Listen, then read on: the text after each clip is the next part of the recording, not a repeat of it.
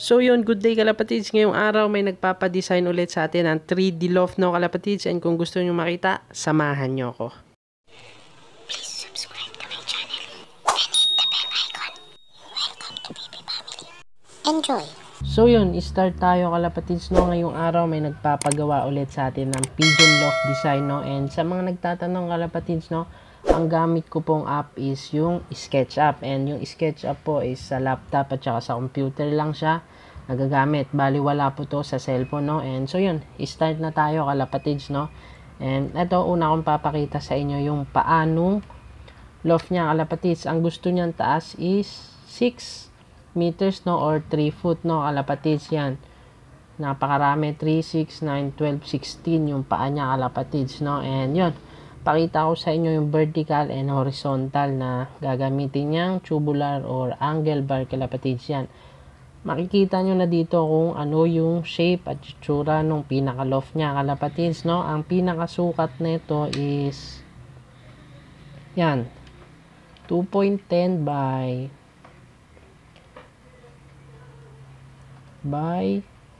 3.6 kalapatids. Yun, 3.6 by 2.10. Then dito sa area na to, itong tatlong to, yan, yung tatlong to, nahati siya sa tatlo kalapatids, no.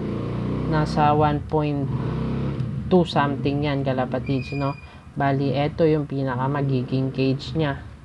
Yan, and ang taas nga pala nitong gusto niyang loft kalapatids is yan, 1.8 meters kalapatids, no. Sa mga gustong kumuha or gayahin tong design na to, no, ayan yung masukat niya, 1.8 yung taas, yung pinaka pa is 1.6, no kalapatids. Then pinakalapad niya ay 2.10, then ang pinakahaba is 3.6 kalapatids, no.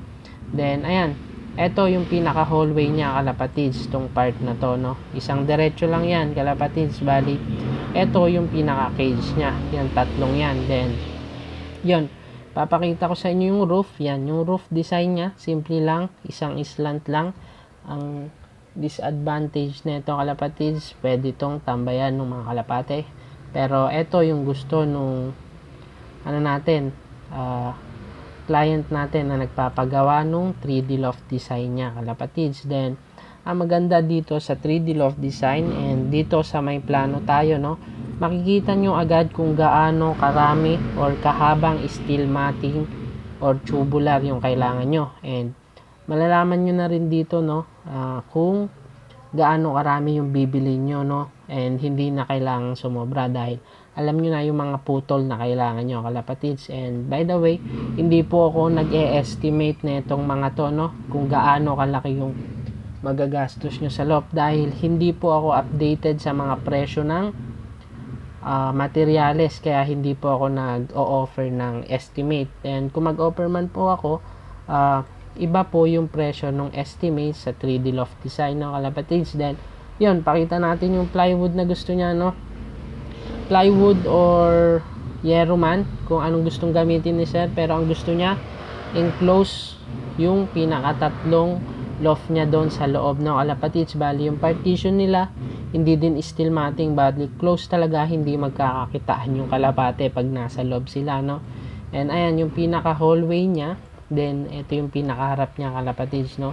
Ito open to dahil dito natin ilalagay yung aviary niya mamaya kalapatids, no. Yan, and ilalagay natin yung steel matting, no kalapatids. Yan, para makita nyo, yan yung steel matting niya. Bali steel matting to, pati yung flooring niya, pati yung partition niya dito per loft, no kalapatids. Yan, bali true and true passive cooling lang yan kalapatids. Diretso lang yung hangin. Then pwede din dumain din dun sa baba kalapatids, no. Kaya hindi niya problema yung amoy nung mga ibon niya kalapatids, dahil maganda yung ventilation nung loft niya kalapatids. Then ayan yung partition niya, ito yung pinaka ano niya, yung opening ng pinto niya kalapatids. Bali 0.6 yung mga yan, equal lang yan na 0.6 meters kalapatids. Ang pinaka entrance niya is dito, yan, makikita nyo sa likod, naka plywood din yan. Then lagay natin yung aviary kalapatids, no. Ang aviary niya nasa pinaka gitna, no? Iisa lang siya kalapatids. Bali, ang plano siguro ni sir, nakakulong yung mga ibon niya dito, yung isa papakawalan niya, isang grupo, nakakalipad sila dito, pwede din silang magpaaraw o paulan dito sa aviary na to kalapatids. Yan. And ang pinaka release door niya, yun, ganito yung mga kadalasan nakikita natin sa design ko at sa mga na-upload natin. Dahil gantong design, napakaganda, dahil masasanay na talaga yung mga ibon nyo na release dito sa loft nyo and release doon sa pinaka training sa may track, no kalapatids. Dahil lagay natin yung mga pinto. Ayan. Bali, sliding yan lahat kalapatids, no, para makapag less tayo ng space na kakainin ng pinto. Dahil pag diswing yan, kakain ng space dito yan kalapatids. Kaya diswing lahat yan kalapatids. Yan, di ganyan lahat yan.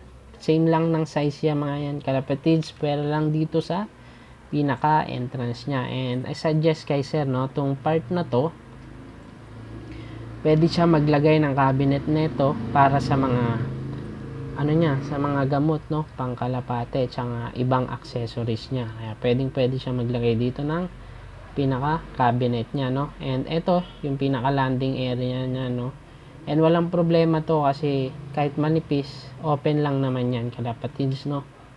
Yan, bali naka-steel matting ng buo yan para makakapagpaaraw ng maayos yung mga ibon.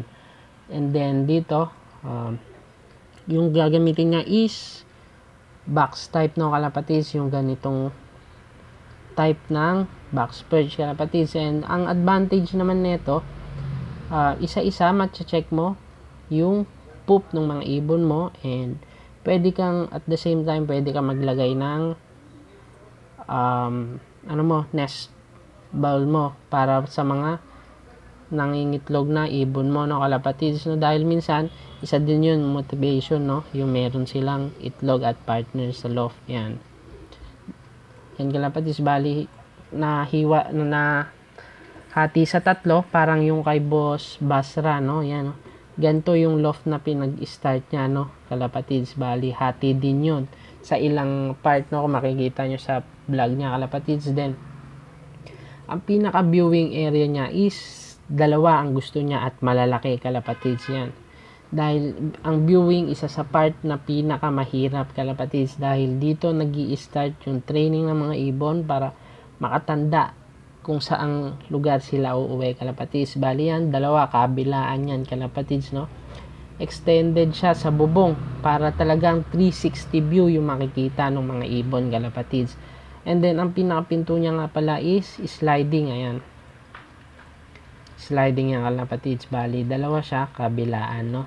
And ang ginawa natin, ayan, meron siyang space dito para hindi siya mahirapan magkudkod nung mga taiman nung mga ibon niya para dito sa may viewing area niya kalapatids. And naka-steel matting yan ng buo para 360, pati yung apakan nila para dito na yung pupo niya, no.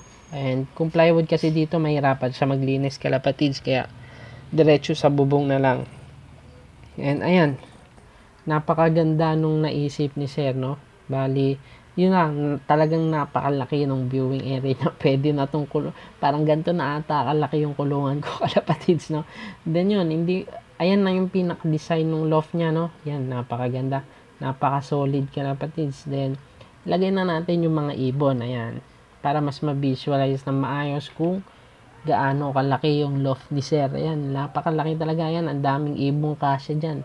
Hindi ko lang talaga alam kung naka-scale to kalapatids, no, itong mga ibon natin, kung talagang ganyan yung laki ng mga kalapate sa actual, no. Yan, so yun, maraming salamat kay sir, no, pagtiwala kay Blue Pigeon na paggawa ng 3D loft design niya.